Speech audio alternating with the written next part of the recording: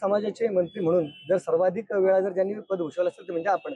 आणि त्याच समाजाचे लोकनेते दिबा पाटील हे अगदी श्रद्धास्थान आहेत, अगदी दैवतुल्य त्यांना मानलं जातं. दिबा पाटलांचं नाव या विमानतळाला असावं अशी इच्छा आहे लोकांची, परंतु तशी काही अधिकृत घोषणा केली गेली नाही. अशातच कृती समितीची बैठक झाली आणि त्या समितीमधून आपल्याला लाईव्ह फोन लावला गेला माजी मंत्री कपिल पाटील यांनी की या संदर्भात आपण मुख्यमंत्र्यांशी बोलावं आणि पुढील चर्चा ज्या अनुषंगाने दिबा पाटलांचं नाव लागेल विमानतळाला अशा पद्धतीनं त्या ठिकाणी आपल्याकडे मागणी करण्यात आली. आपलं काय या सगळ्या बाबतीत म्हणणं आहे?